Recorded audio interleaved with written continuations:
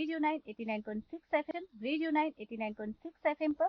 मैं हूं आरजे नेहा और आप सुन रहे हैं आपका अपना खास कार्यक्रम एक कदम बदलाव की ओर। आज का एक कदम, कल का बड़ा बदलाव।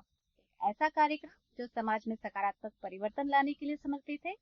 कार्यक्रम की शुरुआत करने से पहले हम अपने जिले के सम्मानीय पुलिस अधीक्षक महोदय श्रीमान विनीत कुमार जी बंसल साहब का हमारे रेडियो स्टेशन पर स्वागत करते हैं, जिनसे हम जानना चाहेंगे जिले में कानून व्यवस्था बनाए रखने के लिए पुलिस विभाग किन प्रमुख उपायों पर कार्य कर रहा है, तथा साथ ही हम जानेंगे कि जनता पुलिस की सहायता कैसे प्राप्त कर सकती है और किन हेल्पलाइन नंबरों और सुविधाओं को ध्यान में रखते हुए अपनी सुरक्षा सुनिश्चित कर सकती है।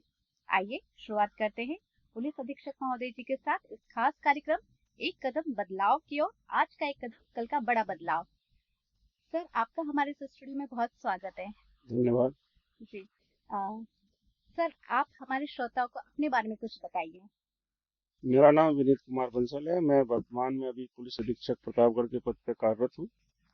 मैं 1997 में राजस्थान पुलिस सेवा में मैंने ज्वाइन किया था। सन 2020 में मेरा भारतीय पुलिस सेवा में प्रमोशन हुआ है और उसके बाद विभिन्न जिलों में काम करते हुए अभी सितंबर से मैं यहाँ पर 24 से यहाँ पर पुलिस कर।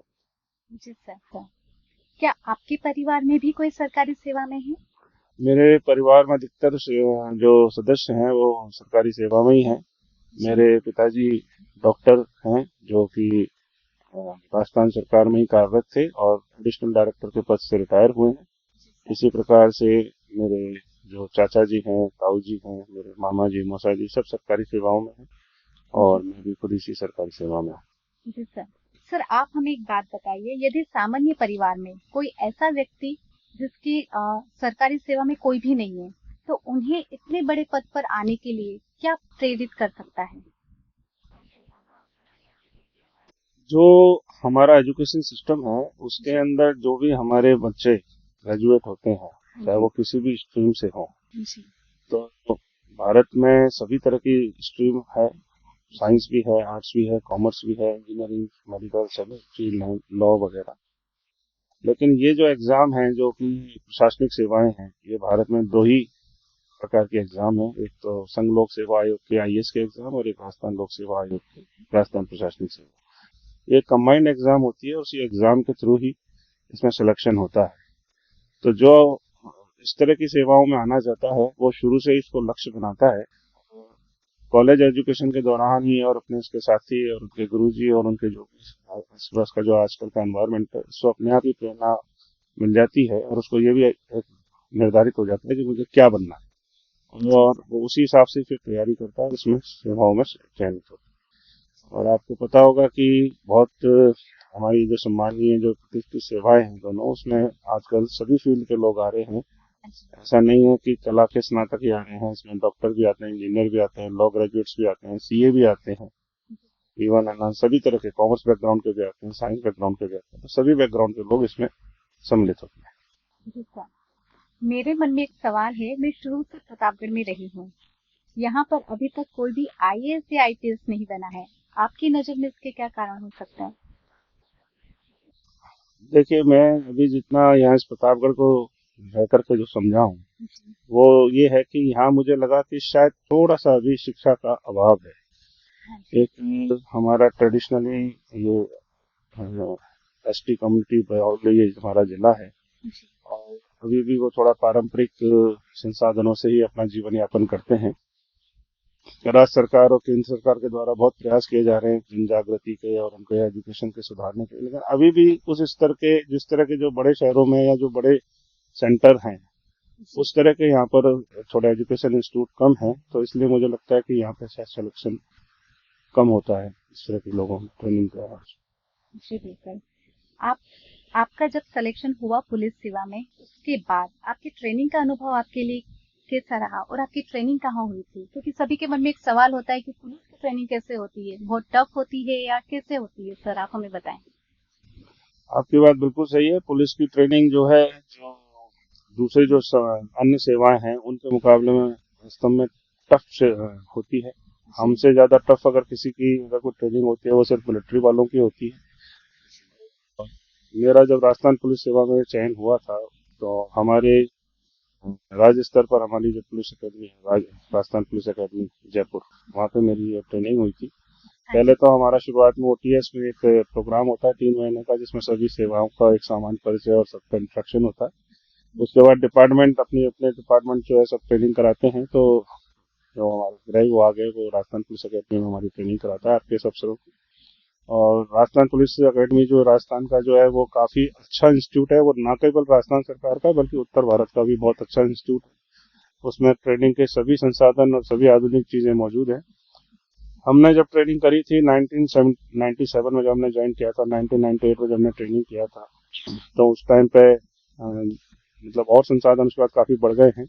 कुछ नई चीजें अब और आ गई हैं, जैसे उस टाइम पे इतना मोबाइल का और इस तरह से इंटरनेट का इसका इतना जमाना नहीं था। लेकिन जो उस वक्त जितनी भी चीजें थी वो सारी हमने सीखी थी। Horse riding, fingerprint, MOV, crime scene वगैरह वगैरह। और फिजिकल भी वहाँ पूरा ध्यान दिया जाता है। सुबह है ना पीटी परेड होती थी और शाम तक पूरा है ना गेम्स के साथ पूरा पूरा दिन हमारा बिजी रहता था। और फिर अगले दिन सुबह उसी प्रकार से होता था। तो अच्छा अनुभव है। और क्योंकि अब आप ग्रुप में रहते हो, आपके पूरे जो बैचमेट्स सबके साथ आराम से हो गई, कभी कुछ ऐसा नहीं लगा। और शुरुआत में जब जाते हैं तो चूंकि फिजिकल कराते हैं, तो जिन्होंने पहले फिजिकल नहीं किया होता है उनको थोड़ी सी तकलीफ होती है, लेकिन वो महीने भर में उनको सब कुछ फिर उसमें आदत आ जाता है। जी, आपकी पहली पोस्टिंग कहाँ रही? तो मेरी पहली पोस्टिंग जो है 2000 में हुई थी। और मेरी पहली पोस्टिंग टेक्निकली तो दत्ताधिकारी कपासन यहीं चित्तौड़गढ़ जिला जब था उसमें हुई थी।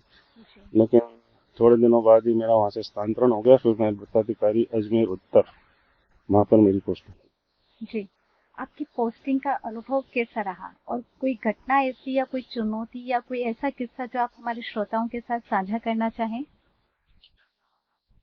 देखिए, मेरी कई जगह पे कई अलग अलग तरीके से सब पोस्टिंगें रही हैं। मैं फील्ड में भी रहा हूँ, नॉन में भी रहा हूँ, नॉन फील्ड में भी रहा हूँ, मैं एंटी करप्शन में भी रहा, मैं इंटेलिजेंस में भी रहा हूँ। और ये योजना जो है आरएसी, जो हमारी जो कमांड जो आर्म्ड बटालियन होती है, उसमें भी मैं रहा हूँ। तो सभी जगह अपना अपना एक बिल्कुल डिफरेंट अनुभव होता है। फील्ड के अंदर डेफिनेटली बहुत चुनौतियाँ होती हैं। और जो दूसरे डिपार्टमेंट में उसमें दूसरे प्रकार की चुनौतियाँ होती हैं। मैनेजमेंट, इंटेलिजेंस अपने तरीके का अनूठा डिपार्टमेंट है। एंटी करप्शन बिल्कुल दूसरे प्रकार का डिपार्टमेंट है, जो कि पूरे भ्रष्टाचार पर उस पर नजर रखता है। सबका अपना अपना अनुभव है। मेरे जो आप पूछना चाह रहे हैं कि कोई ऐसी चुनौतीपूर्ण, तो मेरी जब अजमेर में पोस्टिंग हुई थी तो हमारे वहाँ पे दो एक बड़े चुनौतीपूर्ण केस हुए थे। एक तो एक इनकम टैक्स ऑफिसर की इनकम टैक्स हुई थी, जिसमें उस टाइम पे इनकम टैक्स ऑफिसर ने काफी आंदोलन किया था। उसको भी है ना काफी अच्छे प्रकार से सारे सीनियर अफसरों के माध्यम से उन्होंने उसको सॉल्व किया। और एक उस टाइम पे कुछ आत्म अपराधी थे, उन्होंने एक कोर्ट के अंदर आग लगा के अपने खिलाफ चल रहे ट्रायल को प्रभावित करने के लिए कोर्ट में फाइल लगा जलवा दी थी। वो भी एक बहुत बड़ा चुनौतीपूर्ण केस था। हमारे राजस्थान हाई कोर्ट के द्वारा उसको बहुत मॉनिटर किया जाता है और उसमें भी हमने सक्सेस पाई थी। ये दो बड़े चुनौतीपूर्ण थे मेरे अधिकारी पहली पोस्टिंग। बाकी अन्य टाइम पे भी होते रहे, लेकिन ये शुरुआत के जो आप पूछ रहे हैं मैं उसके बारे में। हाँ जी। श्रीमान, प्रतापगढ़ से पहले आपकी पोस्टिंग कहाँ कहाँ रही है? मैं जब भारतीय पुलिस सेवा में चयनित हुआ तो 2020 में, तो पहली हाँ, पोस्टिंग मेरी कमांडेंट टोंक रही। उसके बाद मैं एसपी 12 रहा। उसके बाद मैं एसपी जोधपुर में रहा और डीसीपी रहा, जोधपुर हेडक्वार्टर और ट्रैफिक।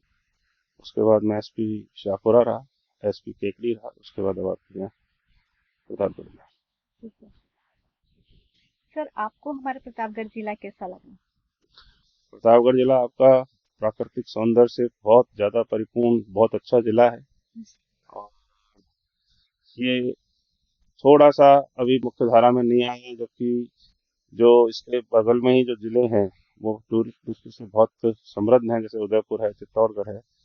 ये भी एक इतना प्राकृतिक सौंदर्य से भरा हुआ और इतना निर्मल जिला है, बड़े भोले वाले लोग हैं। तो ये भी एक बहुत अच्छा जिला बन सकता है, जो टूरिज्म की दृष्टि से और अन्य आदिवासी की जो उन्नत सभ्यता है उसकी दृष्टि से जिला अच्छा है। जी। वर्तमान में जिले में कानून व्यवस्था की स्थिति क्या है?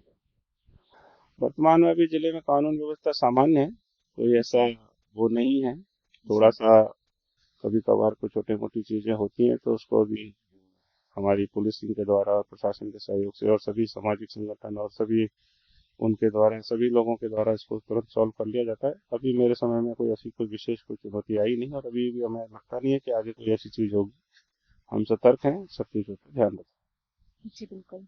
आपके अधीन जितने भी महकमे हैं, उनमें से सबसे चुनौतीपूर्ण महकमा कौन सा है और उसके लिए आप क्या प्रयास कर रहे हैं? एक्चुअली में ये आपका जो सवाल है कि आपके अधीन कितने महकमे हैं, मेरे अंदर कोई महकमा नहीं है। वहाँ ये कह सकते हो मेरे अंदर अलग अलग, मतलब हमारी पुलिस जो है कई प्रकार की चीजों में सभी जगह काम करती है। तो जैसे हमारे यहाँ पे दो तीन जिला पुलिस में दो तीन चीजों पे विशेष रूप से मतलब अलग अलग ब्रांचें हो गई हैं जिनको ध्यान रखते हैं। जैसे हमारे यहाँ पे एडिशनल स्पेसिफिक पोस्ट हो गई है जो बेसिकली महिला अत्याचार पर ध्यान देती है। हाँ जी। वैसे ही एक हमारे यहाँ ट्रैफिक जो होता है, वो ट्रैफिक की एक अलग से ब्रांच होती है। तो ट्रैफिक भी है ना जो है उसको एक अपना अनदर इम्पोर्टेंट चीज है। हाँ जी। और इसके अलावा रूटीन का जो हमारा क्राइम ब्रांच, जो क्राइम है वो सारा है। साइबर है, साइबर के लिए एक अलग से ब्रांच है, थाने खुला हुआ है। तो इस प्रकार से सभी चीजें हैं। लेकिन जो आप पूछ रहे हैं कि चुनौतीपूर्ण कौन सा है, तो मुझे जो लगता है कि प्रतापगढ़ में सबसे बड़ी समस्या अभी एक तो ट्रैफिक की काफी बड़ी समस्या है। ट्रैफिक की हमारे पास उतने संसाधन नहीं है। जी। और साइबर भी अब धीरे धीरे साइबर फ्रॉड बढ़ता जा रहा है, तो उसको और हमें उन्नत करना पड़ेगा। ये दोनों में समझता हूँ कि हमारे चुनौतीपूर्ण हाँ जी। जगह। जी। वर्तमान में महिलाओं की सुरक्षा के लिए आपका विभाग क्या प्रयास कर रहा है? महिलाओं की सुरक्षा हमारी पुलिस मुख्यालय की और राज्य सरकार की सबसे बड़ी प्राथमिकता है। जी। और हम महिलाओं की सुरक्षा करने के लिए बिल्कुल तत्पर हैं, सदैव तत्पर हैं। हम पूरा राजस्थान पुलिस जो है महिलाओं की सुरक्षा पे बहुत विशेष ध्यान रख रखा है। इसके लिए मैंने आपको पहले ही बताया कि एक हमारे पूरे के अलग से एडिशनल एसपी की पोस्ट हमने बहुत पहले क्रिएट कर दी थी। इसके अलावा छेड़खानियों को रोकने के लिए अभी हमने राज्य सरकार ने कलिका यूनिट का गठन किया है।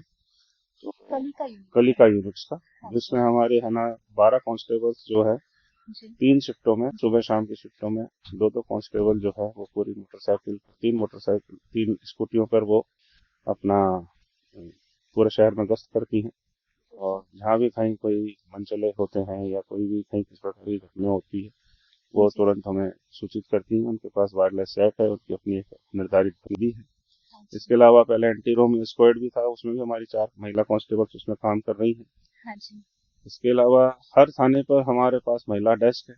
जी। हमारे यहाँ एक वन स्टॉप सखी सेंटर जो काउंसलिंग का है, महिला थाना है। उस हाँ जी। महिला थाने में किसी भी प्रकार की महिलाओं की अगर कोई दहेज उत्पीड़न से संबंधित कोई समस्याएं आती हैं हाँ जी। या कोई आपस में पारिवारिक विवाद आते हैं, तो हम एक बार पहले काउंसलिंग कराते हैं जी। और फिर नहीं होता है तो कानूनी कार्रवाई करते हैं। उसमें भी हमारे को उनका उसका अच्छा सहयोग मिलता है और हमारा पूरा महिला थाना उसको देखता है। इसके हाँ जी। अलावा जो महिलाओं के लिए अभी राजस्थान सरकार के द्वारा और पुलिस मुख्यालय के द्वारा एक हमारा राजस्थान कोप एक्ट जो सिटीजन एक्ट है, हाँ जी। राजकोप सिटीजन एक्ट, हाँ जी। उसके अंदर हमने एक जो है फीचर डाला है मदद का। तो वो मदद जो है, उसको मदद को लिए जैसे ही उसको वो सेल्फ से उसको मदद मांगेगी तो वो तुरंत सारा हमारे अभय कमांड सेंटर से मॉनिटर होकर और उसमें जो है हमारी जो गश्ती किसी भी प्रकार की महिलाओं की अगर कोई दहेज उत्पीड़न से संबंधित कोई समस्याएं आती हैं हाँ जी। या कोई आपस में पारिवारिक विवाद आते हैं, तो हम एक बार पहले काउंसलिंग कराते हैं और फिर नहीं होता है तो कानूनी कार्रवाई करते हैं। उसमें भी हमारे को उनका उसका अच्छा सहयोग मिलता है और हमारा पूरा महिला थाना उसको देखता है। इसके अलावा जो महिलाओं के लिए अभी राजस्थान सरकार के द्वारा और पुलिस मुख्यालय के द्वारा एक हमारा राजस्थान कोप एक्ट जो सिटीजन एक्ट है, हाँ जी। राजकोप सिटीजन एक्ट, हाँ जी। उसके अंदर हमने एक जो है फीचर डाला है मदद का। तो वो मदद जो है, जी सर। उसको मदद को लिए जैसे ही उसको वो सेल्फ से उसको मदद मांगेगी तो वो तुरंत सारा हमारे अभय कमांड सेंटर से मॉनिटर होकर और उसमें जो है हमारी जो गश्ती दल है वो तुरंत वहाँ पहुंचेगा। 112 हाँ वाला जी। 112 आपातकालीन नंबर है। हाँ जी। इस प्रकार से हम सभी तरीके से महिलाओं की सुरक्षा करते हैं। और रूटीन में जो हमारे जो पूरे पुलिस थाने चौकी वगैरह है वो तो सारे हमारे महिला सुरक्षा के लिए हमेशा तत्पर हैं। कभी भी आप उसमें किसी भी प्रकार की कोई भी बात हो। हाँ जी। सर, कलिका यूनिट के अंतर्गत क्या कलिका यूनिट जो है इसमें क्या सारी महिलाएं ही हैं? जी हाँ, ये इसमें जो हमारी जो 12 जो लेडी कांस्टेबल है, ये सारी मतलब सारी महिलाएं हैं। लेडी कांस्टेबल मतलब कांस्टेबल जो लगी है वो सारी महिलाएं हैं। जी। और ये बेसिकली सिर्फ महिला सुरक्षा के लिए ही बनाई गई हैं, तो इसलिए इसमें महिलाएं हैं। हाँ, इनका पर्यवेक्षण हमारे एडिशनल एसपी जो सिकाऊ है उनके अंडर में रहता है, जी। लेकिन जो फील्ड में जो काम कर रही है वो 12 की 12 वो हमारी महिलाएं ही। जी। किसी इमरजेंसी के समय यदि कोई महिला कलिका यूनिट की किसी सदस्य से संपर्क करना चाहे तो वे कैसे कर सकते हैं? कलिका यूनिट के संपर्क करने के लिए अभी तक तो उनके कोई हमने चूंकि उनके पास कोई इस तरह का कोई नंबर नहीं है या कोई वो जी। नहीं है, जी। तो वो चूंकि शहर में गश्त करती, उनका काम ये है कि बेसिकली वो जो जब आपके स्कूल कॉलेज और ये जो भीड़ भाड़ भरे स्थान हैं जहाँ पे महिलाओं की और बच्चियों की उपस्थिति ज्यादा होती है, हाँ जी। तो वो वहाँ जा करके उस टाइम पीरियड पर खड़े हों, जी। ताकि एक तो उनको सुरक्षा का भाव रहे, कोई अनावश्यक रूप से कोई छेड़खानी नहीं करे, मनचलापना नहीं करे।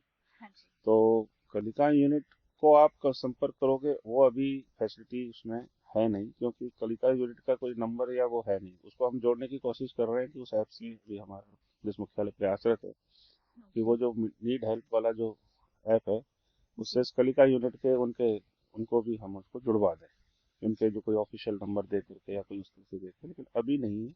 अभी उनको हमने वायरलेस सेट दे रखा है, तो उनके पास कोई घटना होती है और उनको लगता है कि यहाँ पे ज्यादा और पुलिस की इंटरव्यू है, मन से ज्यादा कुछ है, तो वो तुरंत हमारी सहायता के लिए होकर हमारी पुलिस फोर्स के वहाँ पहुंच कर उनको सहायता भी देती जी। आपके द्वारा जो साइबर सिक्योरिटी सेल बनाई गई है उसमें कोई आईटी प्रोफेशनल है? है।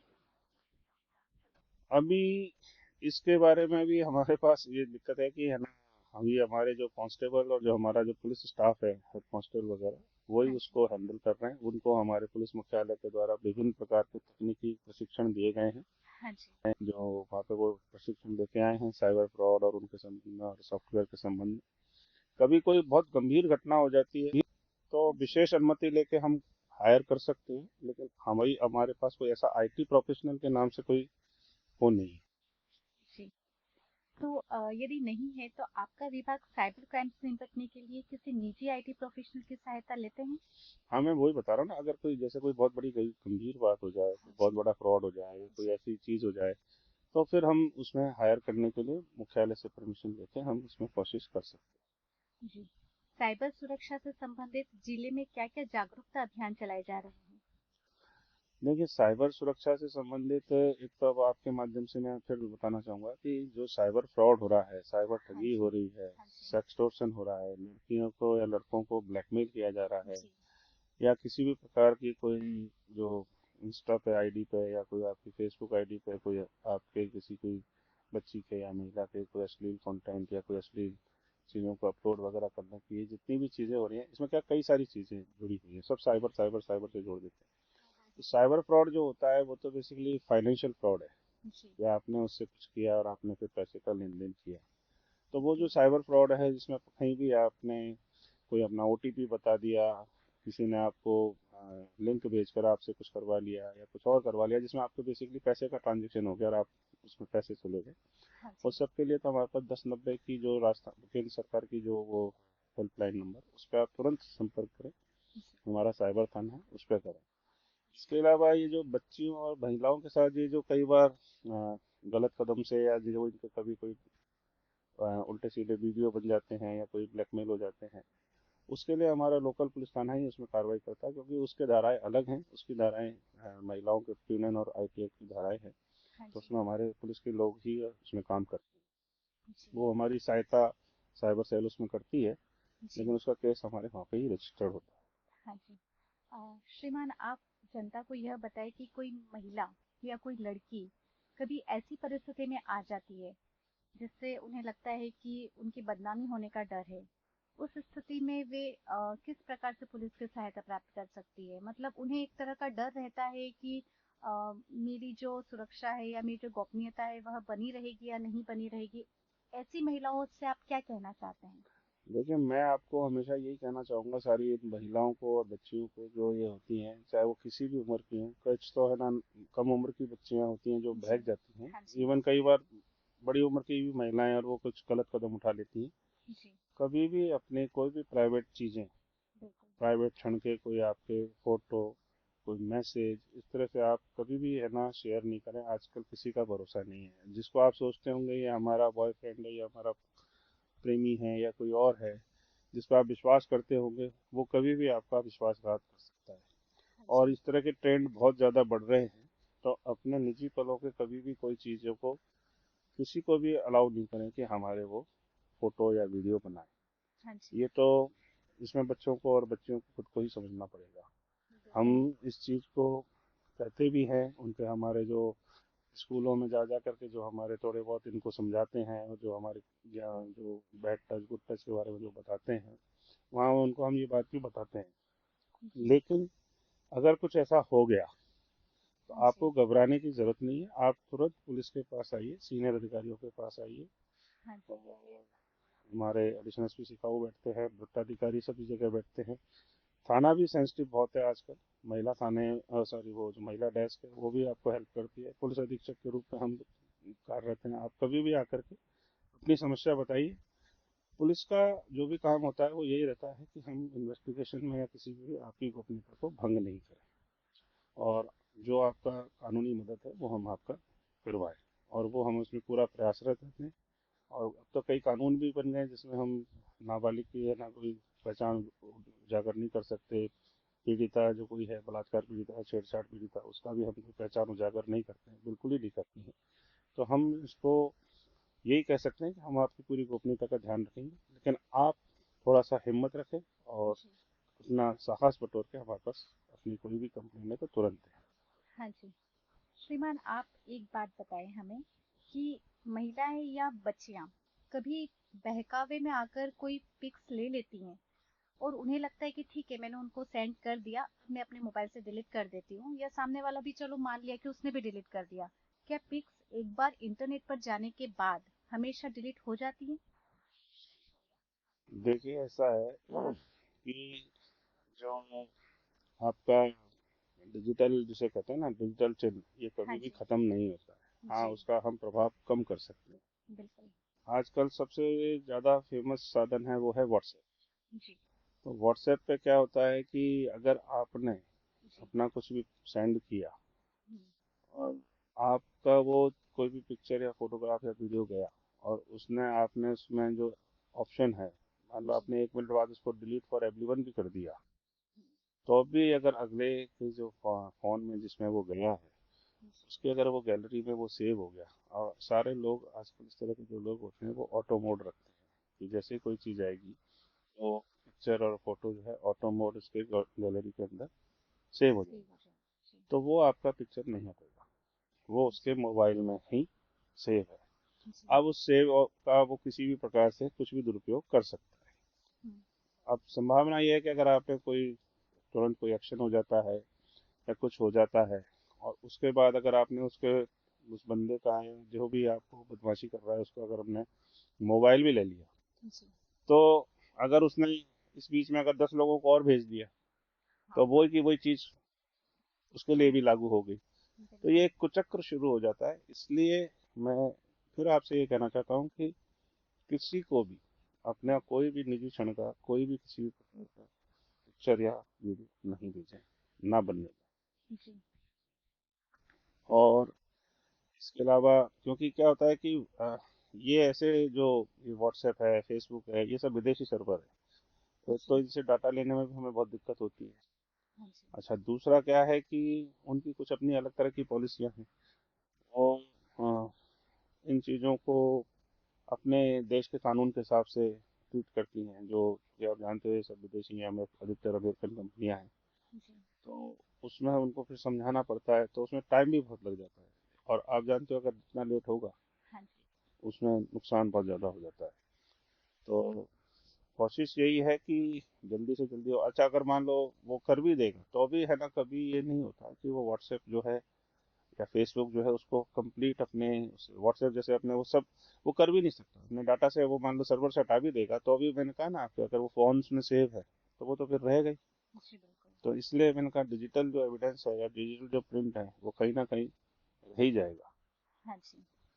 ये है दिक्कत। जी। सॉरी सर, एक्चुअली कुछ आंसर्स में से ही कुछ क्वेश्चंस बन रहे हैं तो इसलिए। नहीं, जी। श्रीमान, आप हमारे श्रोता को यह बताइए कि एआई से हमें कितना डरने की जरूरत है। क्या एआई जो है उसके भी कुछ नकारात्मक प्रभाव है? एआई से बहुत ज्यादा सतर्क रहने की जरूरत है। बहुत जी। बहुत बहुत ज्यादा सतर्क रहने की जरूरत जी। है। ये जितने भी मैंने आपको चीजें बताई हैं, जैसे आपको मैं दो चार उदाहरण देता हूँ प्रैक्टिकली जो चल रहे हैं।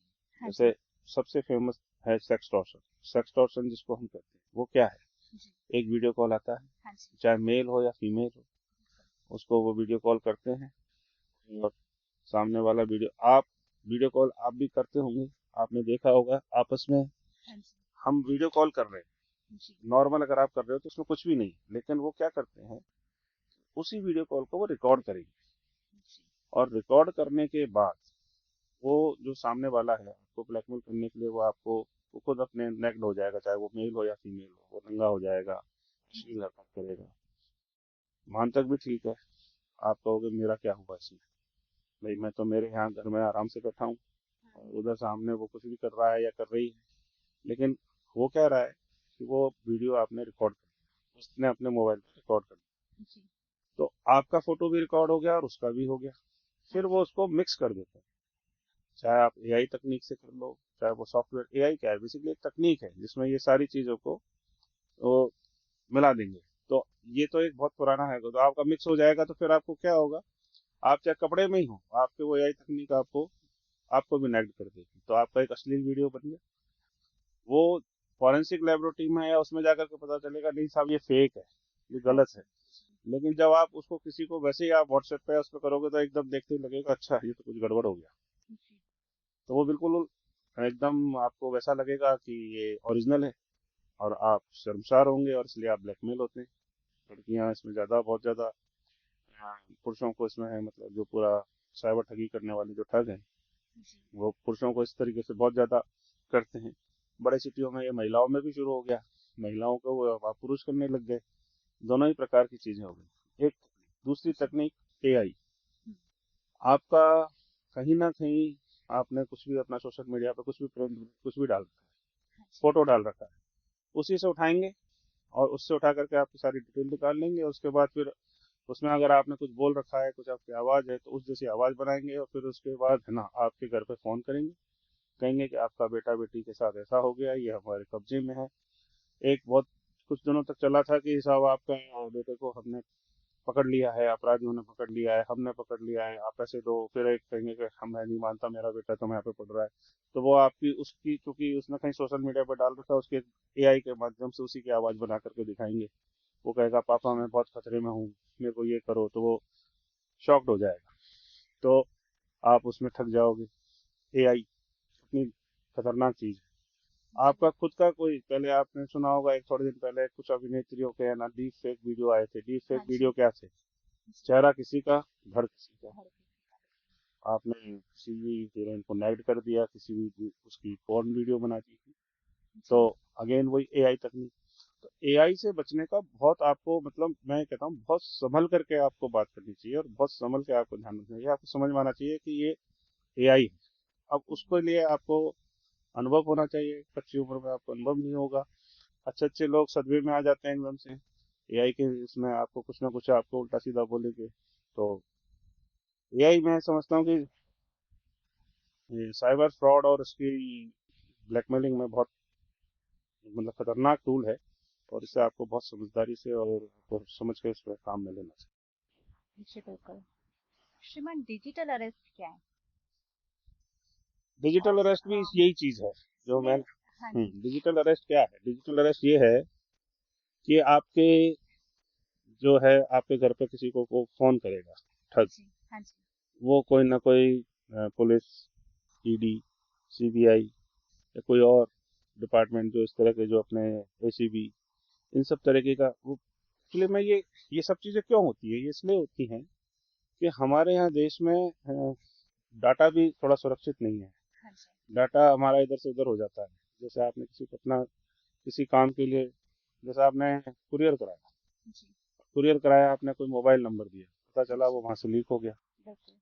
किसी को आपने किसी ऐप को आपने डाउनलोड किया और आपने, जैसे ये जो ऑनलाइन शॉपिंग होती है, हाँ जी। ऑनलाइन इसमें कहीं बड़ी कंपनियों का तो नहीं कह सकते, लेकिन जैसे कोई छोटी मोटी जो कई जगह होती हैं, हाँ जी। पता चला वहां से डाटा लीक हो गया, हाँ तो जी। उसमें आपका नाम, पता, एड्रेस सब चला गया। अब आपको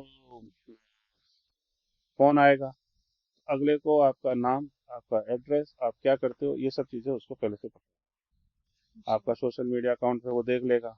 कुछ लोग अपना बड़ा चढ़ा के लिखते हैं, कुछ क्या करते हैं, कुछ क्या करते हैं, और फिर वो उससे आपकी, आजकल चूंकि सारी चीजें लिंक हो गई हैं, तो आपका उसको पता भी चल जाएगा कि आपका कौन बेटा है, कौन बेटा है। ये मतलब पहले पहले पूरी तैयारी कर ली जाती है उसकी। जी। उसका पहले डाटा के हिसाब से उसका एनालिसिस करके, उसका अपनी बहुत सारी चीजें, आप क्योंकि लिंक है तो अब इसमें डिटेल में नहीं जाऊंगा, अपनी सरकार ने भी कुछ कर रखी है, और वो सारी चीजें, तो अब आप डाटा को बेसिकली वो ब्रीच करके वो डाटा लेते हैं, और डाटा लेने के बाद फिर वो आपको फोन करेंगे। फोन करेंगे, अब आप कहेंगे, जैसे आपके पिताजी को फोन करेंगे कि आपकी बेटी नेहा जो है, इसने साहब है ना, ये उस फलाना रैकेट में फंस गई। ये जैसे यहाँ का प्रतापगढ़ में चूंकि एनडीपीएस का बहुत, अफीम का और एनडीपीएस का डॉक्टर का बहुत काम है साहब, ये है ना जो है ना, ये हम एनसीबी से बोल रहे हैं, और ये है ना जो है फंस गई है। अब आपके पिताजी शॉक्ड हो जाएंगे, क्योंकि वो कहाँ फंस गई। वो उसको वेरीफाई नहीं करेंगे कि है ना वो बच्ची है कि नहीं है, क्या है। और वो क्या करते हैं कि इस प्रकार से है ना अपना सेटअप लगाएंगे, एक पूरा वीडियो, जैसे हम यहाँ स्टूडियो में बैठे हुए हैं, तो ऐसे पीछे लगा हुआ होगा, जैसे आपके लिखा हुआ है रेडियो, वहाँ एनसीबी का बोर्ड लगा हुआ होगा, एक पुलिस की वर्दी में बैठा हुआ होगा, स्टार स्टार सब लग रहे होंगे, रोबीली आवाज में बोलेगा, हम ऐसा है। एआई की मदद से आपका कोई ना कोई लड़की को बैठा देगा, और उसमें आपकी फोटो भी दिखा देगा। तो ये जो मैं आपको सब बता रहा था एआई और ये क्यों है, तो आप देखोगे अरे ये तो वास्तव में बच्चा है। वो आदमी उसमें शॉक हो जाएगा, तो शॉक होने के बाद फिर वो आपकी डिमांड मांगने लग जाएगा, तो ये डिजिटल अरेस्ट हो गई। फिर वो डिजिटल अरेस्ट कैसे, आप मेरे को अमाउंट ट्रांसफर कीजिए, ये करो, नहीं तो आपका ये हो जाएगा, आपका ये नुकसान हो जाएगा। कुछ लोग ऐसे भी होंगे जिनके कुछ मान लो कोई धंधे हैं या कुछ और हैं, या उनके पास पैसा है, कोई बिजनेस का जैसा देखे करते, लेकिन वो अरेस्ट का मतलब ये है कि वो आपको कहीं भी जाने नहीं देगा, और अपना वो आराम से आपका ऑनलाइन ट्रांजेक्शन करा देगा। मुझे बड़ा हैरानी होती है कि हमारे देश में अच्छे अच्छे पढ़े लिखे लोगों डिजिटल अरेस्ट हो गए, और करोड़ों रुपए की उन्होंने अपनी मनी ट्रांसफर कर दी। लेक्चरर, सर प्रोफेसर, उच्च पद पर बैठे हुए हाँ व्यक्ति, यहाँ तक कि रिटायर्ड आईएएस हाँ, आईपीएस ऑफिसर तक वो डिजिटल अरेस्ट का शिकार हो ये चुके हैं। ये क्या है, ये एक साइकोलॉजिकल गेम है, ये एक साइकोलॉजिकल गेम है। आप उसको कितना, मतलब आप जैसे जो आप क्वेश्चन आपने मेरे से पूछा था कि अ, पुलिस से अभी भी लोग डरते हैं, मैं अभी इसलिए आपसे बार बार ये कहना चाहता हूँ, मत डरिए, मत डरिए, मत डरिए, बिल्कुल मत डरिए। आप ऐसे डरोगे, ऐसे आप इस डर का फायदा उठाएंगे। आप जाइए, तुरंत जाइए। कि क्या, अगर कोई कहता है मैं एनसीबी से हुआ हूँ, तो आप एनसीबी के ऑफिस में जाकर पूछो भैया क्या क्या मामला है। या आपका कोई पुलिस थाना है, वो कहता है मैं फलाना थाने से बोल रहा हूँ, तो आप उसी थाने के जिले के एसपी से पूछो ना, भाई तेरे जिले का एसपी कौन है। अगर वो सब कुछ ही फर्जी बता रहा है कि साहब, जैसे प्रतापगढ़ जिला है हमारा, उसमें हमारे 18 थाने हैं। अब हमारा थाना बता दे कि साहब हमारा एक थाना है साहब दलोट, आप जानते हो कि दलोट एक कस्बा है, लेकिन थाना नहीं है। आप समझ रहे हैं मैं क्या कहना चाह रहा हूँ, हमारे यहाँ पर दलोट एक कस्बा है, लेकिन उसमें थाना नहीं है ना चौकी है। साहब मैं दलोट थाने से बोल रहा हूँ, तो आप एक बार वेरीफाई तो कीजिए कि क्या प्रतापगढ़ थाने जिले में कोई दलोट नाम का थाना भी है, और यहाँ पे जो रामवीर चौधरी बन के सामने आया है, कोई नाम, इस नाम का कोई अधिकारी भी है। तो मैं इसमें आपसे ये बार बार यही कहना चाहूंगा कि डरो मत, कोई ऐसी बात हो जाती है आप तुरंत उनको इन्फॉर्म करो। लेकिन ये साइकोलॉजिकल गेम है, वो इस तरह से डरा देगा उसको। जनरली जो ये डिजिटल अरेस्ट के केस होते हैं, मैंने देखा जो हम अभी आ रहा है, अधिकतर ये थोड़ा सा रिटायर्ड लोग जो टेक्नोलॉजी को कम जानते हैं, रिटायर्ड पेंशन शुदा लोग, और थोड़े से में भी जल्दी थोड़ा जल्दी आ जाते हैं, उन पे लोगों पे ज्यादा हो रहा है डिजिटल अरेस्ट। मैंने अभी कोई कोई एकदम से युवा आदमी या कोई, उस पे मैंने थोड़ा अभी कम देखा है, लेकिन ये कभी भी हो सकता है, कोई इस तरह की चीज कर दे, कोई आपकी प्राइवेट चीजों को लेकर के कर दे, कहीं कुछ भी कर दे, तो ये समझने की बात। जी बिल्कुल। श्रीमान, जहाँ पर आपने एक बार अभी बीच में कुरियर की बात करी है, तो बस उससे संबंधित आप एक जानकारी हमारे श्रोताओं को दीजिए कि जब जब व्यक्ति कोई ऑनलाइन शॉपिंग करते हैं, वो एक बहुत बड़ी गलती कर देते हैं कि वो जब उस थैली को फेंकते हैं, उसी के साथ उनकी जो पूरी डिटेलिंग का जो कागज आता है जिसके ऊपर उनका नाम लिखा होता है और जितने भी सारी डिटेलिंग होती है, उसको भी वे वैसे ही फेंक देते हैं। यह कितना खतरनाक है। मैंने आपको बताया ना, ये बिल्कुल, ये हर चीजों का हम भी ध्यान नहीं रखते, बहुत अच्छे अच्छे घरों नहीं में है, ध्यान नहीं बिल्कुल रखते। सर, बोर्डिंग क्योंकि पास क्या में होता सर है कि लोग बोर्डिंग ऐसे। पास में जी ये बिल्कुल। इसमें आपकी डिटेल होती है और हाँ जी। आपका स्कैनर कोड से आपकी सारी डिटेल निकल जाती जी। है। तो कृपया करके इस चीज़ को ध्यान रखें, इस तरह की चीज़ों को इस तरह से डिस्ट्रॉय नहीं करें, और जी। उसको अपने बिल्कुल घर में ही इस तरीके से डिस्ट्रॉय करें कि ये ना, वो कहीं उस पर उसका कोई दुरुपयोग नहीं कर सके। जी बिल्कुल। क्योंकि आपकी डिटेल उस पर, आपका सबसे पहले तो आपका मोबाइल नंबर लिखा होगा, आपका नाम लिखा होगा, एड्रेस लिखा होगा। हाँ जी। तो बिल्कुल, मोबाइल उसी के नंबर, साथ नाम वो और एड्रेस सारी। आते ही और एक क्यूआर कोड होगा, बिल्कुल। तो उससे आपकी जो चीज़ें हैं आपकी वैसे ही वो हो जाएंगी। खैर, वो क्यूआर कोड उस कंपनी का होता है ऑनलाइन शॉपिंग में, था कि भाई आप इसे क्यूआर से आप स्कैन करो हाँ और जी। उनको आप पेमेंट कर दो। जी। लेकिन है ना, बोर्डिंग पास जैसे आपने बताया, तो बोर्डिंग पास में तो आपकी डिटेल होती है। बिल्कुल। तो ये ध्यान रखने की बातें हैं, और ये इसी चीज़ के लिए हम कहते हैं कि सबको जागरूकता होनी चाहिए, आपके माध्यम से, हमारे माध्यम से, सारे प्रचार के साधनों से। ये एक बहुत बड़ा विषय है। हाँ आप जी। जितना सोचते हो उससे आगे कुछ ना कुछ नया नया तरीका निकलता रहता है। एक तरीके को जरूर। प्रिवेंट करते हैं, फिर वो कुछ नया तरीका निकालते हैं। जरूर। लेकिन ये कंटिन्यूस एक प्रोसेस है और इसको चलते रहना चाहिए, और लोगों को बेसिक चीज़ें तो समझ में आनी चाहिए कि नहीं, ये नहीं करना। हाँ जी बिल्कुल सर। साइबर जगत में सर, जैसे कि हम बहुत सारे ऐप्स ऐसे जस्ट ट्राई करने के लिए ही डाउनलोड कर देते हैं। उसमें हर एक ऐप को आपकी मोबाइल में डाउनलोड होने से पहले वे अपनी टर्म्स एंड कंडीशंस बताते हैं, जिसको हम पढ़े भी नहीं, I accept I accept I accept करके नेक्स्ट नेक्स्ट नेक्स्ट करके हम उस ऐप को डाउनलोड कर लेते हैं, जो कि एक्सेस हो जाता है हमारे कॉन्टेक्ट तक, एक्सेस हो जाता है हमारी गैलरी तक। ये यह कितना खतरनाक है। मतलब बिना पढ़े, बिना टर्म्स एंड कंडीशंस जाने कोई भी ऐप या जो बच्चे गेम्स डाउनलोड करते हैं, यह कितना खतरनाक है। देखिए, ये सारी जो आप बात बता रहे हैं ये भी खतरनाक है अपने तरीके से, क्योंकि आपका कभी भी डाटा इससे ब्रीच हो सकता है। मैंने सर अभी कुछ दिन पहले यह पढ़ा था कि हम कितने कदम चल रहे हैं, हम क्या कर रहे हैं, ये भी फेसबुक को पता है। ऐसा है, ये जो आप बात कह रहे हैं हाँ ये जी। कुछ हद तक हम भी सुनते हैं, करते जी। हैं। जो प्रतिष्ठित और रेपुटेड कंपनियां हैं, हाँ जी। ये उम्मीद की जाती है कि ये वो मतलब अपने डाटा सिक्योरिटी और उसका ध्यान रखती होंगी, जैसे गूगल है, फेसबुक है, व्हाट्सएप है। और चूंकि अब ये नेसेसरी भी हो गई है, तो उसको आप डाउनलोड करते हैं तो वो कुछ चीज़ों की आपसे परमिशंस मांगते हैं। बिल्कुल। तो वो चीज़ें को आप पढ़ें, उसको ढंग से करें। अब उसमें समस्या क्या है कि वो सारी चीज़ें आती है अंग्रेजी में, क्योंकि ऐप ही अमेरिका का है, उसमें हिंदी भाषा तो है ही नहीं। तो अब हमें अंग्रेजी का है, आपको चाहिए, आप बस उसको एक्सेप्ट एक्सेप्ट कर देते हैं। जी।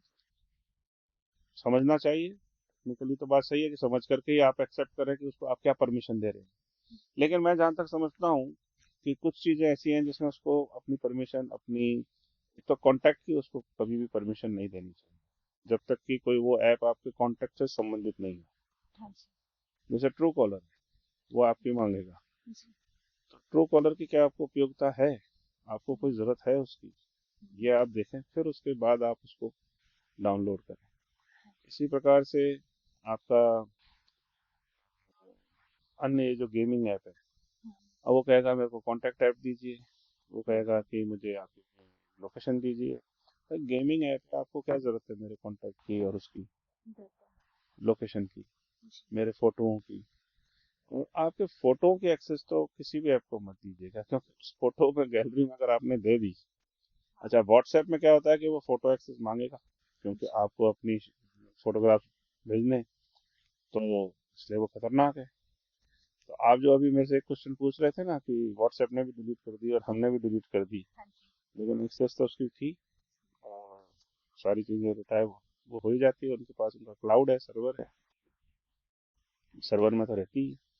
जी बिल्कुल। इसलिए जो है, ऐप को भी, एक तो मैं आपसे ये कहना चाहूँगा कि जो iOS और जो आपका गूगल है, ये जो हाँ दो जी। मेन है जिसमें चलते हैं, एंड्रॉयड फोन और जो एप्पल वगैरह जो चलते हैं, जी। ये दो ही सिस्टम है अपने यहाँ इंडिया में पॉपुलर। हाँ जी। उसकी सर्टिफाइड और वेरीफाइड जो आपकी जो ऐप स्टोर है, उसी से ही अपने को ऐप डाउनलोड करना चाहिए। किसी भी प्रकार के लिंक से या उससे ऐप डाउनलोड नहीं करना चाहिए हाँ जी। जब तक कि आप बिल्कुल श्योर नहीं हो कि नहीं ये बिल्कुल वेरीफाई।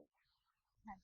आप उसी से करें, क्योंकि कंपनी के द्वारा जब वो दिए जा रहे हैं तो वो वेरीफाइड हैं जी। और उसमें ट्रस्ट कर सकते हैं। और उसके बाद उस ऐप की वो मान तक तो ठीक है कि कोई फर्जी ऐप नहीं है कि आपका कुछ डाटा उड़ा लेगा, लेकिन वो आपसे क्या क्या एक्सेस मांग रहा है वो आप उस ऐप की प्रकृति और आपकी जो आप चाहते हैं उस हिसाब से उसको उसमें स्वीकार करें। हाँ जी, बिल्कुल। श्रीमान, आप बताएं, साइबर जागरूकता में रेडियो की क्या भूमिका है, और क्या आप रेडियो सुनते हैं? मैं रेडियो सुनता हूँ। जब भी मैं यहाँ से जाता हूँ और आता हूँ तो हमारे गाड़ी में वो रेडियो बिल्कुल बजता है और मैं सुनता हूँ। हाँ जी। लेकिन मुझे अब शिकायत है जी, एक रेडियो से। बताएं। वो शिकायत ये है हाँ जी। कि जैसे यहाँ तो नहीं, लेकिन जो आपके व्यावसायिक जो रेडियो है 91 93 और जो भी अपने जो चलते हैं रेडियो मिर्ची वगैरह, हाँ जी। वो चीजें तो कम और ऐड ज्यादा आते हैं उसमें, तो उससे बल्कि बहुत ज्यादा मतलब ऐड इतना भी करते हैं ना तो फिर आदमी को वो परेशानी सी लगती है कि ये क्या हो रहा है। हाँ जी। संतुलन होना चाहिए। जी, बिल्कुल। आपका जो रेडियो जो चैनल है हाँ जी। ये सरकार के द्वारा आपको यहाँ पे प्रचार प्रसार और सभी चीजों के लिए जागरूकता के लिए दिया गया है, जी। तो आपका इसमें बहुत बड़ा रोल है। हाँ जी। आपका जितनी भी एरिया में जो पूरा जो 30 किलोमीटर जो आपको सुना जाता है प्रतापगढ़ जिला पूरा जो हमारा लगभग आधा से ज्यादा प्रतापगढ़ जिला जो सुन सकता है, उसको अगर आप कुछ भी स्लोगन्स में या कुछ भी अगर आप जैसे एक एक चीज जैसे मैंने इतनी बातें नहीं कि आप कभी अपना ओटीपी शेयर मत करो, आप अपना कभी कुछ ये मत करो, आप अपने इससे बचो, तो अगर आप जैसे लगातार कुछ ना कुछ बोलेंगे तो कुछ ना कुछ तो लोगों को ध्यान रहेगा। तो रेडियो की बहुत बड़ी भूमिका है। और जी। आप बाकी तो जो रोजाना के कुछ प्रोग्राम है सेमिनार हैं वो सब जो आप करते हैं विचार संगोष्ठी वगैरह, हाँ रेडियो जी। की उपयोगिता है। मैं समझता हूँ व्यावसायिक रेडियो जो आपके एफएम है उनसे ज्यादा आप जैसे चैनलों की ज्यादा उपयोग। जी। बस ये है प्रॉब्लम, हाँ सुने जी। लोग बाग आपको, क्योंकि आपका थोड़ा सा प्रसार थोड़ा कम है उनका थोड़ा ज्यादा है। हाँ जी। लेकिन प्रतापगढ़ जिले में आपका अच्छा काम है और आप उस तरह से सुनना भी चाहिए। जी, बिल्कुल। श्रीमान, अक्सर आम जनता में आज भी पुलिस को लेकर भय व्याप्त है या कुछ दूरियां हैं। उन्हें पुलिस स्टेशन जाकर अपनी परेशानियां दर्ज कराने में थोड़ा डर सा लगता है। इस प्रकार की चीजों को दूर करने व पुलिस व जनता के बीच विश्वास बढ़ाने के लिए आपका विभाग क्या महत्वपूर्ण कदम उठा रहा है? मैंने आपको पहले भी बोला कि हाँ जी। आप बिल्कुल मत डरिए, आप आइए, जी। कुछ नहीं होगा। आपका बिल्कुल भय बिल्कुल गलत है। हाँ जी। राजस्थान की पुलिस बहुत अच्छी है, बहुत आपसे बहुत फ्रेंडली है। और जो है आपकी कोई भी बात है जेन्युइन बात है, आपकी चाहे जो भी कोई समस्या है वो आपकी एक बार सुनती है और हाँ आपकी जी। बात को मदद करती है। इसके अलावा जैसे आपको मैंने बताया महिलाओं के लिए हमारे यहाँ पे महिला डेस्क है। जी। हमारे यहाँ पे स्वागत कक्ष बनाए गए हैं स्पेशली। अगर आप वहाँ पे जो अपने स्वागत कक्ष में जैसे आप जाते हैं तो आप आराम से बैठें, अगर मान लो कोई अधिकारी नहीं है कहीं गया हुआ है तो आप अपनी उसको चीजें बता सकते हैं, नोट करा सकते हैं। ऑनलाइन अभी जो नया कानून आया है भारत में उसमें आपको ऑनलाइन शिकायत करने का भी अधिकार दिया गया है। उससे उसमें ऑनलाइन शिकायत करने पर आप जो है उसमें, लेकिन उसमें शर्त ये है कि अगर आपकी शिकायत पे मुकदमा दर्ज कराना है तो आपको है ना 3 दिन बाद आप जाकर के संबंधित थाने में आपको अपने हस्ताक्षर वगैरह करने पड़ेंगे। जी। अब एक और नई सरकार ने अच्छी पहल कर दी है कि आप कहीं पर भी किसी भी थाने में जाके अपनी कोई भी शिकायत कर सकते हैं, चाहे वो किसी भी एरिया में कोई घटना हुई हो। सपोज अच्छा। आप जा रहे हैं हाँ और जी। आपके साथ कोई घटना हो गई जी। और आप पहुंच गए कहीं दूसरी जगह, ऐसा नहीं है कि अब आप दूसरे थाने में नहीं जाएंगे। पहले की थोड़ी सी प्रॉब्लम होती थी क्षेत्राधिकार को लेकर के, क्षेत्राधिकार। जी। लेकिन अब ये खत्म कर दिया है। वो अब आपको वहां से 0 नंबर एफआईआर दूसरे क्षेत्राधिकार में भेज देगा। तो विभाग और सरकार पूरी प्रयासरत है, हम भी जागरूकता के अभियान से सबको बताते हैं। भय बिल्कुल नहीं रखिए। आप जितना पुलिस के साथ रहेंगे, पुलिस को अपनी बात बताएंगे, हमें आपसे कुछ ना कुछ नई चीज नया सुझाव प्राप्त होगा। हमने कम्युनिटी पुलिसिंग को बढ़ाने के लिए इसीलिए सुरक्षा सखी, पुलिस मित्र, ग्राम रक्षक ये सब नियुक्त किए हैं जी। और उनकी हम समय समय पर मीटिंग भी लेते रहते हैं। जी। आप उनको भी अपनी बातें कर सकते हैं। और जो है जो अच्छा काम कर रहे हैं जो भी है मतलब पुलिस को कुछ भी बताते हैं तो हमारे पास उनका फीडबैक भी आता है और तदनुसार उस पर कार्रवाई की जाती है। जी, बिल्कुल। क्या पुलिस विभाग के द्वारा कोई ऐसा अभियान चलाया जा रहा है जिसमें जनता की भागीदारी हो? जनता की भागीदारी मैंने आपको बताया, हमने सुरक्षा सखी, पुलिस मित्र, ग्राम हाँ जी। रक्षक, इन सबको हमने नियुक्त किया ही है। जी। समय समय पर हमारे कम्युनिटी लाइजनिंग ग्रुप है, उसकी हमारी बहुत दिनों से ये चल रही है, पिछले 10-15 सालों से वो कम्युनिटी लाइजनिंग ग्रुप की हमारी बैठकें होती हैं। अब हम इसमें और आगे इसमें नवाचार करेंगे। पुलिस मुख्यालय इसमें और करना चाह रहा है। हम टेक्नो ट्रेड जो आप कह रहे थे ना, आईटी के लिए, हाँ जी। हाँ उसमें जी। भी हमारा विचार चल रहा है कि उसमें हम कुछ लोगों को तकनीकी उसमें रखें। जी। तो सभी चीज़ों में हम जनता को बिल्कुल ओपनली कहते हैं, और जनता के लिए जन सुनवाई भी हम करते हैं। हमारे साथ आने वाले और वो सब, तो हम सीनियर अधिकारी भी जाते हैं। जी। मैंने भी है ना 2-3 बार जन सुनवाई में भाग लिया। हाँ सुनवाई जी। का भी प्रोग्राम होता है। हाँ जी। इसके अलावा आपका जो हमारे जो सीनियर अधिकारी हैं, आप उनसे कभी भी हमारे एसपी ऑफिस में आप मुझसे कभी भी मिलने आ जाइए। मैं जब भी वर्किंग डे में वहाँ होता है, सब कोई ना कोई अधिकारी आपकी बात जरूर सुनेगा। अगर मैं कहीं नहीं होऊंगा तो मेरा बिजनेस, कोई ना कोई आपकी बात सुन करके आपकी जरूर उस पर। हाँ जी। जन सुनवाई किस दिन होती है?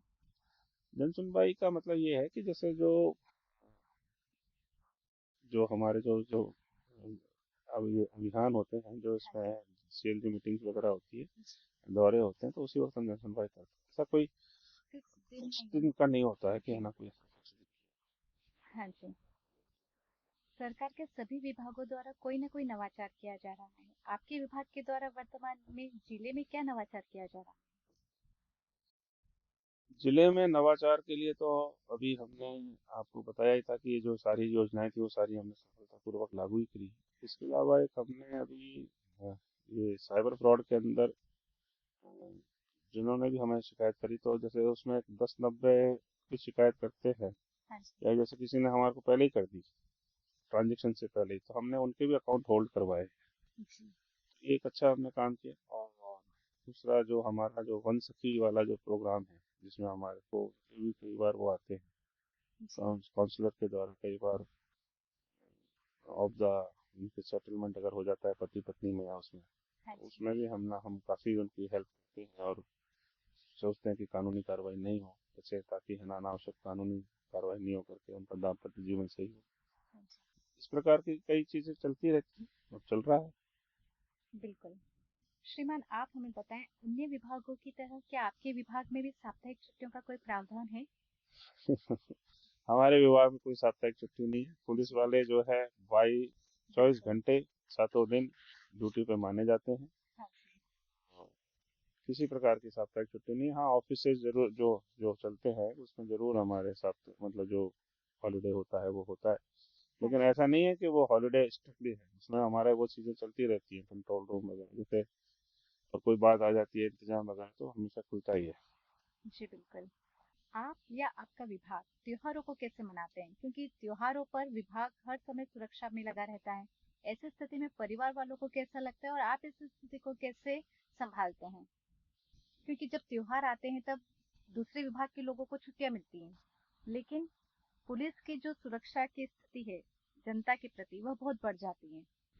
तो आप लोग कैसे इन त्योहारों को मनाते हैं? देखिए, और त्योहार पे आपका बिल्कुल सही है। जी। हमारा कोई त्योहार नहीं होता पुलिस का। और पुलिस जो है त्योहार में बिल्कुल स्ट्रिक्ट है कि है ना, उसका 90% जो पुलिस कार्मिक है उनके त्योहार सड़क पर और सुरक्षा करने में बिल्कुल ही बिल्कुल। निकलते हैं। जी। ये बिल्कुल फैक्ट बात है। अभी अभी वो आपका थोड़े दिनों बाद होली का त्योहार आने वाला है। हाँ जी। आप देखिएगा सारी जनता दुल्हनी बनाएगी, हम पुलिस आपकी सुरक्षा में सुरक्षा रहेगी। करेंगे। इसलिए पूरे राजस्थान में पुलिस वाले अपनी होली अगले दिन मनाते हैं, दुल्हनी के अगले दिन। अच्छा। उसमें भी ये रहता है कि अगर कोई कुछ हो गया, हाँ क्योंकि जी। दूसरे दिन तो सब लोगों के लिए नॉर्मल दिन है, जी। और अगर पुलिस अगर उसमें बना दी तो उसमें भी अगर कुछ हो गया तो तुरंत पुलिस वो सारे काम छोड़ के फिर दोबारा लॉ एंड ऑर्डर और सब चीजें देखती है। तो बिल्कुल। ये बात सही है कि पुलिस की ये एक समस्या, क्या कहें, ये वर्क की एक चुनौती है। जी। ये वर्क जो उसका वर्क है उसकी ये चुनौती है। लेकिन आप ये भी तो सोचिए जी। कि हम पुलिस वाले गाए बजाए चाहे ठीक है, जिस टाइम पे दिवाली पूजन हो रहा है उस समय नहीं पहुंचे, लेकिन रात में तो पहुंच ही जाते ना। जी। हमारे देश के कितने सारे जवान हैं जो सरहद पे खड़े हैं, जो बिल्कुल कोई उनके लिए कोई त्योहार मायने ही नहीं रखता। जी। तो हम उस मामले में उससे तो थोड़े से अच्छे हैं। हाँ, ये ठीक है, दूसरे सिविल डिपार्टमेंटों के मुकाबले हमारी अगर हम तुलना करें, वो हमें करनी भी नहीं चाहिए। जब नहीं हम करनी पुलिस में चाहिए। आए हैं तो पुलिस का काम है लोगों की सुरक्षा करना, आमजन की सुरक्षा करना, त्योहारों को वो करना, लॉ एंड ऑर्डर मेंटेन करना। तो आप अपने त्योहारों पर अपने आप को इसको भूल जाइए। जो फील्ड यूनिट्स हैं वो तो बिल्कुल इसको ध्यान नहीं रखना चाहिए। और जो क्योंकि बड़े जो त्योहार होते हैं, इंतजाम होते हैं, तो जो हमारी जो दूसरे डिपार्टमेंट, दूसरी जो जिनको हम कहते हैं कि ऑफिस पोस्टिंग है, चाहे वो सीआईडी हो, चाहे आरएसी हो या कुछ हो, वो भी सब है ना बिजी हो जाते हैं, उनकी भी ड्यूटियाँ लगती हैं। तो त्योहार पे तो डेफिनेटली को मेंटेन करने के लिए पुलिस को अपने आप को मेंटली भी प्रिपेयर रखना चाहिए। कोई भी मैं पुलिस वाला अगर ये सोचे कि त्योहार पे मुझे छुट्टी मिल जाएगी तो बिल्कुल गलत सोचता है। कोई अपरिहार्य कारण हो जाए, कोई मृत्यु हो जाए, कुछ और हो जाए तो बात अलग है। हाँ जी। बाकी है ना त्योहार का ड्यूटी ही करनी चाहिए। जी सर, इस स्थिति में सर परिवार में जो सदस्य होते हैं, खास तौर पर माँ बाप, पत्नी, बच्चे, उन्हें आप कैसे मतलब वो दो संभालते साल हैं? तक है ना हल्ला मचाते हैं, उसके बाद फिर सब कह देते हैं हाँ ठीक है ऐसे ही चलेगा। वो लोग धीरे धीरे वो मतलब। एडजस्ट हो जाते हैं, हाँ सब जी। उनको पता लग जाता है कि हाँ भाई ये नहीं होगा, आप कर जी। लीजिए। हम्म, और तो टेक्नोलॉजी आ गई, वीडियो कॉल है ना, वीडियो कॉल से जी। सब कुछ हो जाता है। जी बिल्कुल। हम्म, फिर वो शिकायतें धीरे धीरे खत्म हो जाती खत्म हैं। हो जाती है। हाँ जी। श्रीमान, अगर मैं गलत नहीं हूँ तो क्या आज भी पुलिस को साइकिल पत्ता मिलता है? वो टेक्निकली मिलता है। और हाँ इसके जी। बारे में जो है ठीक है, चल रहा है, राज्य सरकार के स्तर पर। हाँ जी बिल्कुल। हम्म।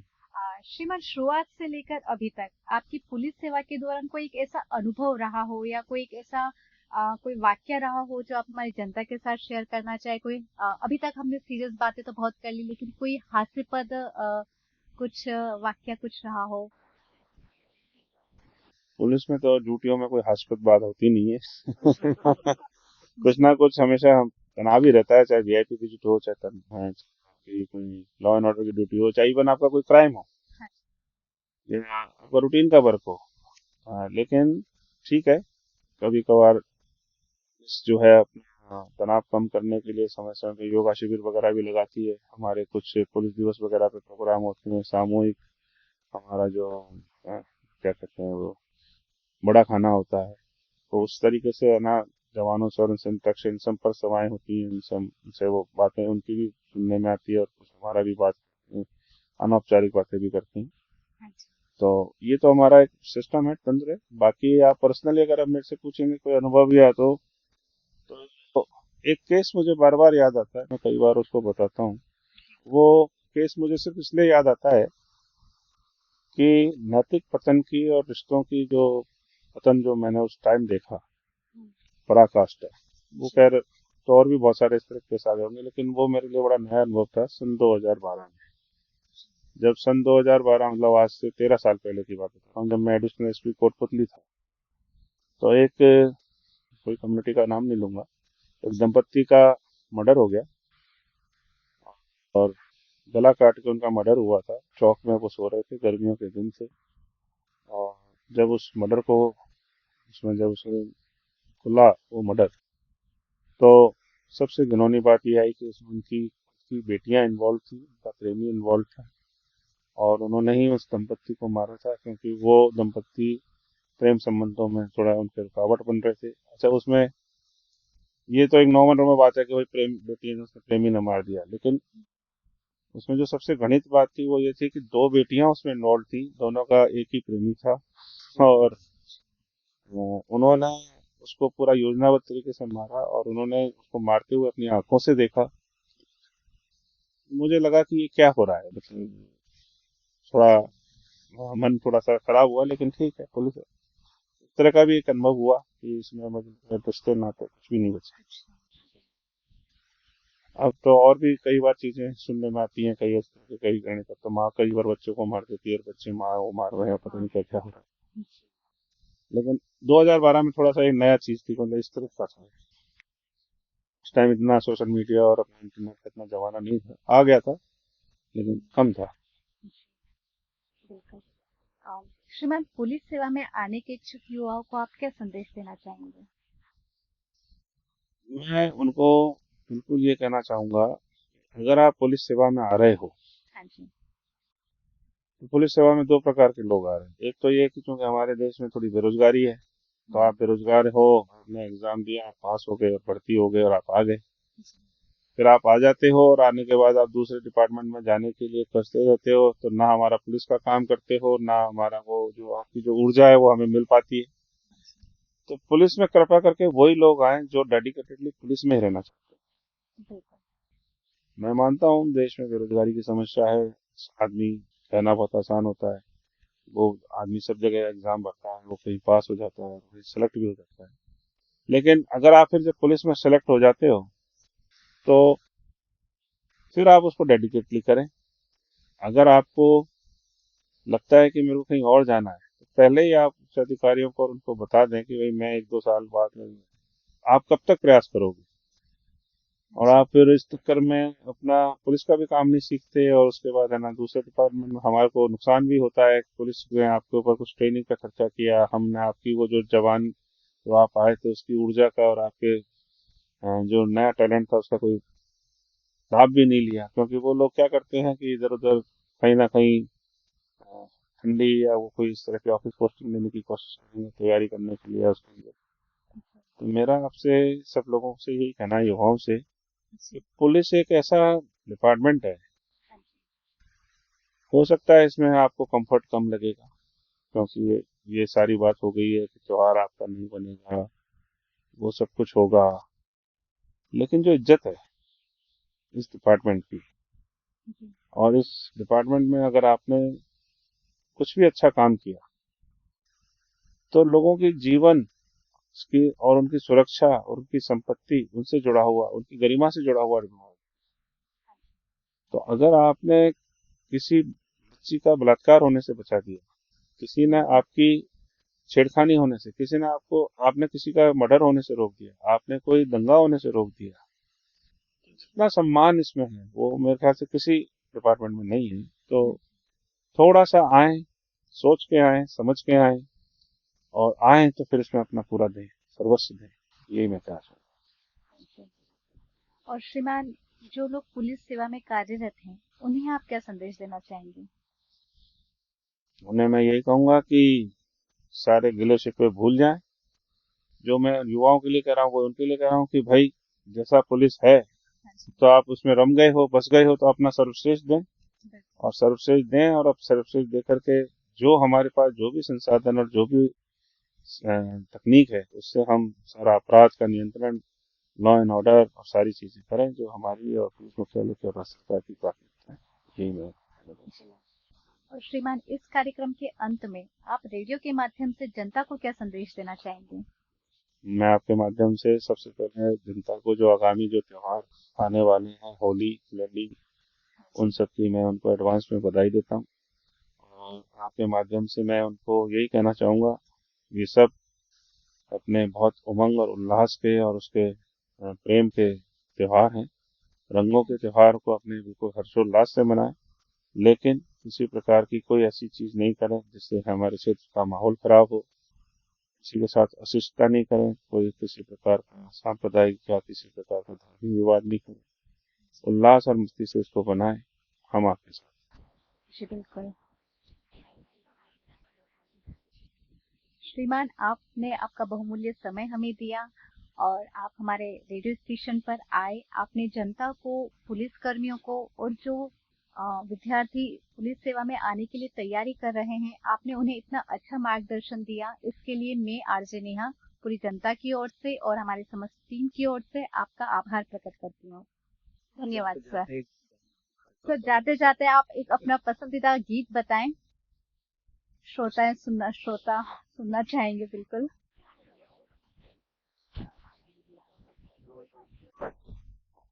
कोई भी सर, चलिए, कोई आपका मेरा पसंदीदा सॉन्ग। कई हम स्टूडेंट लाइफ में हम काफी गुनगुनाते थे, हाँ नीले जी। नीले अंबर पे। जी। तो ठीक है, एक स्टूडेंट लाइफ का अच्छा गाना, नीले हाँ नीले जी। अंबर, जी जरूर। किशोर कुमार का। हाँ जी। जी। धन्यवाद सर।